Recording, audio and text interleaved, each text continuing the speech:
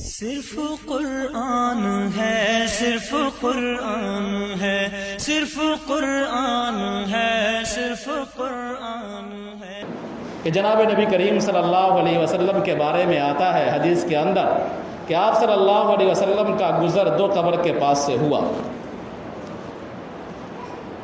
آپ نے فرمایا کہ ان دونوں قبروں والوں کو عذاب دیا جا رہا ہے،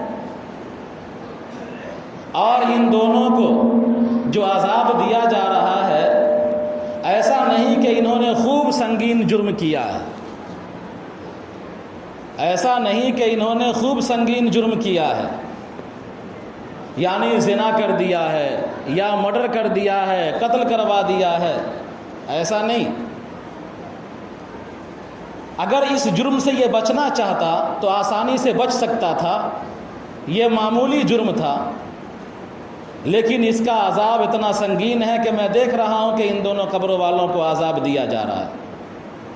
نمبر ایک، احدہما فہو یمشی بالنمیمہ، کہ ایک وہ ہے جو چغل خوری میں چلتا ہے، چغل خوری کرتا ہے، اور دوسرا وہ شخص ہے جو پیشاب سے نہیں بچتا ہے،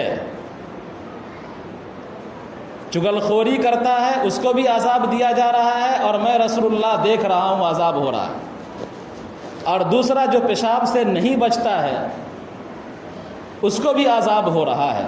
یہ دونوں سمبل ہے، یہ دونوں قبریں اللہ کے رسول کو دکھلائی گئی سمبل کے طور پر، علامت کے طور پر۔ یہ برائیاں صرف جن کے اندر بھی ہوگی ان کو بھی عذاب قبر ہوگا۔ چغل خوری کرنے والا کوئی بھی ہو، شیخ الحدیث ہی کیوں نہ ہو، علامہ کیوں نہ ہو، یا جاہل ہی کیوں نہ ہو، اس کو عذاب قبر دیا جائے گا۔ فرمان رسول جھوٹا نہیں ہو سکتا۔ اور پیشاب سے نہ بچنے والا جو بھی ہو اس کو بھی عذاب قبر ہوگا۔ اب ان دونوں کو لیجئے اور اپنے آپ پر فٹ کر کے دیکھیے کہ آیا یہ دونوں برائی ہمارے اندر پائی جاتی ہے یا نہیں۔ اکثر نوجوان پیشاب سے احتیاط نہیں کرتے، پینٹ کھولتے ہیں، ٹھیک سے بیٹھتے بھی نہیں، موتنا شروع کر دیتے ہیں، جنس پینٹ پہنتے ہیں، موتنا شروع کرتے ہیں۔ اور جو بھی جنس پینٹ پہنتا ہوگا، جو بھی فل پینٹ وغیرہ پہنتا ہوگا، ظاہر سی بات ہے پیشاب کرنے کے بعد جب اٹھے گا، چین لگائے گا تو کچھ نہ کچھ قطرے، ایک آدھ قطرے اس کے کیا ہے وہاں پر جہاں پر جگہ ہے وہاں پر ضرور کپڑے میں لگ جاتا ہوگا۔ اللہ ماشاء اللہ کوئی آدمی ایسا ہو جو احتیاط خوب کرتا ہو، پیشاب 10 منٹ میں کرتا ہو، کہ ایک دم بیٹھا ہوا ہے، پورا جھار جھور کے کر رہا ہے کہ ایک قطرہ بھی نہ ٹپکے، ایسا کوئی نہیں ہے۔ مدرسے میں دیکھتے ہیں، آتا ہے دوڑ کے تیزی سے آیا اور چھٹ سے چین کھولا اور شروع کر دیا، اور ترنت اٹھ کر کے بھاگا۔ تو یہ پیشاب سے بد احتیاطی کی وجہ سے عذاب دیا جاتا ہے، آدمی ناپاک رہتا ہے۔ لہذا وہ تمام لڑکے جو پیشاب کے معاملے میں احتیاط نہیں کرتے ہیں ان کو احتیاط کرنا چاہیے۔ اگر آپ عذاب قبر سے بچنا چاہتے ہیں تو یہ عذاب قبر کا بڑا ذریعہ ہے، اور یہ آسان ہے آپ کے لیے، معمولی ہے۔ اللہ کے رسول نے فرمایا کہ اگر یہ بچنا چاہتا تو یہ بچ جاتا آسانی سے، لیکن یہ بچنا نہیں چاہا۔ تو اگر آپ حضرات عذاب قبر سے بچنا چاہتے ہیں تو احتیاط کیجئے، پیشاب ٹھیک ٹھاک سے کیجئے۔ آپ پورے طور پر پینٹ کھول کر کے جائیے، بیت الخلاء میں جا کر کے پیشاب کیجئے، آرام سے کیجئے، سکون کے ساتھ کیجئے، تاکہ آپ کا پینٹ ناپاک نہ ہو۔